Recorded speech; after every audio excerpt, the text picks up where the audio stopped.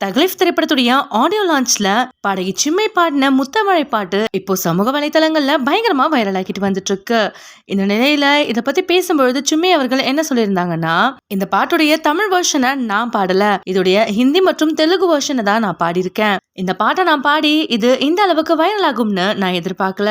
Audio launch அப்போ பாடகி தியால இந்த பாட்டை பாட முடியாத சூழ்நிலை இருந்ததுனாலதான் நான் இந்த பாட்டை பாடியிருந்தேன்னு சிம்மை அவர்கள் இதற்கு விளக்கமும் கொடுத்திருந்தாங்க.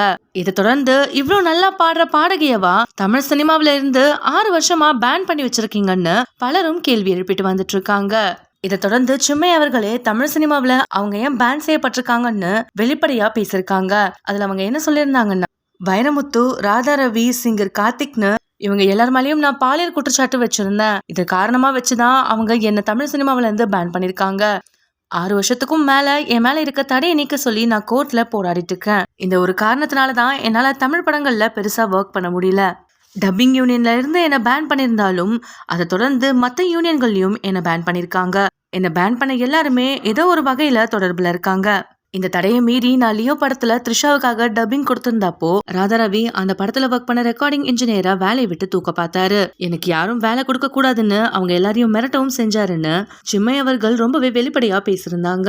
இந்த நிலையில சிம்மை சொல்லியிருக்க இந்த குற்றச்சாட்டுக்கு பதிலடி கொடுக்கிற விதமா ராதா ரவி இப்போ ரீசெண்டா ஒரு பேட்டியில பேசியிருக்காரு. அதுல அவர் என்ன சொல்லியிருக்காருன்னா, டப்பிங் யூனியன்ல பிரச்சனைகள் வந்தாலுமே அதை தாண்டி டப்பிங் பேசுறவங்க இருந்துட்டு தான் இருக்காங்க.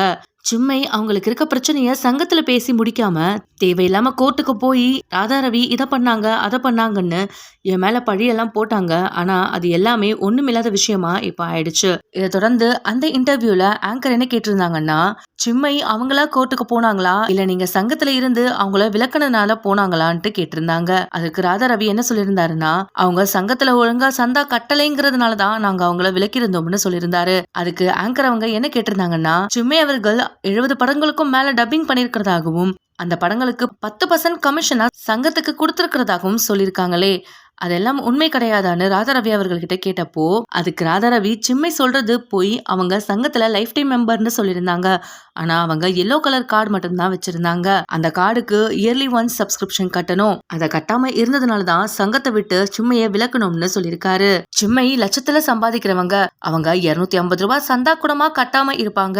இந்த பிரச்சனைய நீங்களே ஒரு பெரிய மனுஷனா சங்கத்துல பேசி தீர்த்திருக்கலாமேன்னு ராதா ரவிய பார்த்து ஆங்கர் கேள்வி கேட்டப்போ, சங்கத்துக்குள்ள நிறைய பிரச்சனை இருக்கு, அதையெல்லாம் உனக்கு சொன்னா புரியாதுன்னு இந்த கேள்விய பாதியிலேயே முடிச்சிருக்காரு ராதா ரவி அவர்கள். இந்த பிரச்சனை எல்லாம் எப்ப முடியும், தமிழ் சினிமாவில மறுபடியும் எப்ப சிம்மை பாடுவாங்கன்னு அவங்களுடைய ரசிகர்கள் காத்துட்டு இருக்காங்க. இந்த வீடியோ உங்களுக்கு பிடிச்சிருந்தா லைக் அண்ட் ஷேர் பண்ணுங்க.